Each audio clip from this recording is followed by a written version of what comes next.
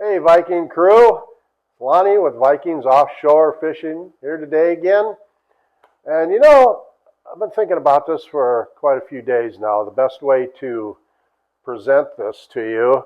I wanted to talk to you about something that's pretty simple to explain but kind of difficult to show unless you're out on the water or got something like this or something online, and until you actually experience it or see it firsthand, then it becomes, makes more sense to you, right? So anyway, I'm going to do my best shot at today. What we're going to talk today about is the difference between inshore fishing, offshore, bay fishing, flats fishing, and even you can get into whether there's kayak, wade fishing, or onshore fishing, or for most of you guys, freshwater fishing, right? Today I'm going to show you on the map here, the best I can, a little bit about the difference between them. So what I've got here, and I'm going to try and stick some B-roll in on this video as well with this map, so maybe zoom in or something to give you a better idea, or maybe some other shots. Don't know. But anyway, the finished product, when you see it, I hope it makes sense to you. And please put your comments in below and say, hey, Lon, I don't understand any of this. Can you be clearer? Can you give us better diagrams, better pictures, whatever it is? Or I'm not even interested in this junk. Tell me something different. Show me more grouper pictures, whatever it is. Let us know how we're doing. But at any rate, let's start off. This is a map, basically old school. On the boat, we have all digital, and we're able to see depths and all kinds of different things. The technology today, what we have on our boat is unbelievable. Navigation, weather, everything we have on one system. We use Simrad Yachting, and it's excellent gear. We love it. And it really works. But at any rate, today we're going to go old school with some what we call nautical charts. Now, a lot of you have maybe seen these in stores, maybe have never seen anything like this. But at any rate, this is a one little section of what we call Anna Maria Island, which is right here. And over here, you have Florida. And this is north. Just to give you a little better lay of the land here, north from here would be Tampa, St. Petersburg. This is Tampa Bay on the west side, or the Gulf side of the state, Tampa Bay, and up here would be physically Tampa, St. Pete, and the surrounding communities up there. And internally, here's the Skyway Bridge, half of it, that goes over Tampa Bay, and we call this bay. This is what we would refer to as bay fishing. And I'll get back to that in a minute. But let's start with the two major ones. As I mentioned here, we have Anna Maria Island. Anything basically off of the Gulf Barrier Islands of Florida is what we would call offshore. Our Vikings offshore fishing, that means we do a lot of fishing offshore, which is out in the Gulf. And out in the Gulf can mean anywhere from a few miles out to hundreds and hundreds of miles. And I know some teams that are fishing tournaments that'll run all the way to the Yucatan Peninsula.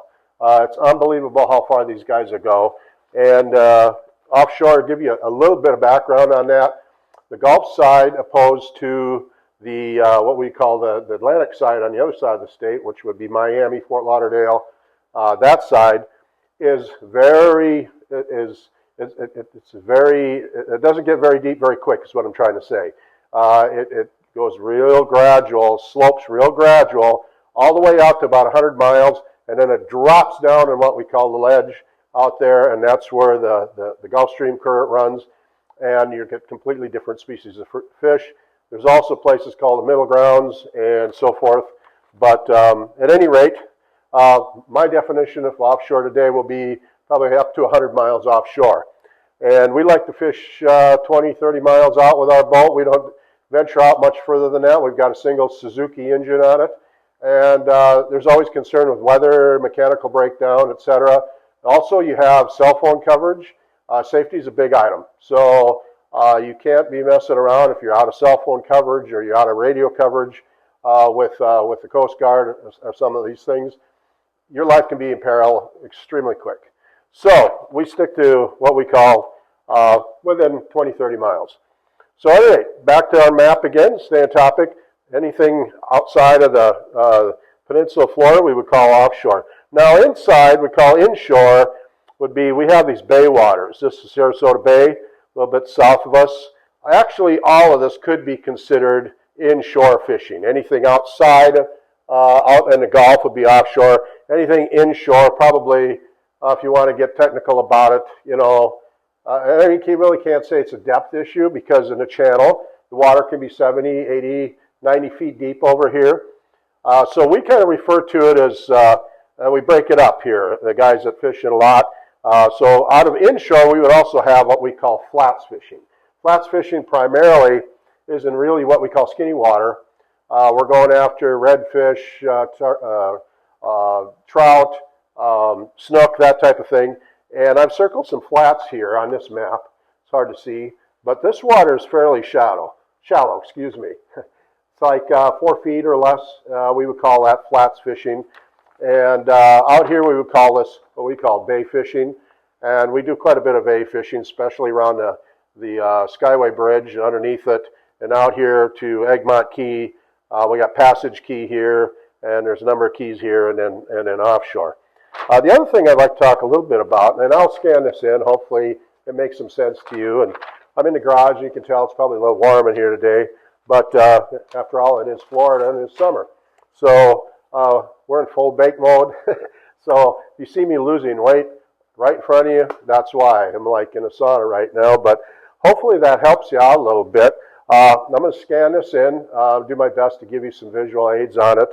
But the fishing that's different about inshore, offshore, bay fishing, there's a lot of differences. You got different types of boats that are built for it. You got different types of fish that you fish for in it. You have different type of gear that you would use, the weather, you have currents, all of these different things. And I'll get to all of that hopefully in later episodes as this one. But nonetheless, for today, that gives you a basic little breakdown on inshore versus offshore and some of those things that encompass inshore, like bay fishing, flats fishing, kayak, wade fishing, which is literally walking in the water and pitching a lure at something.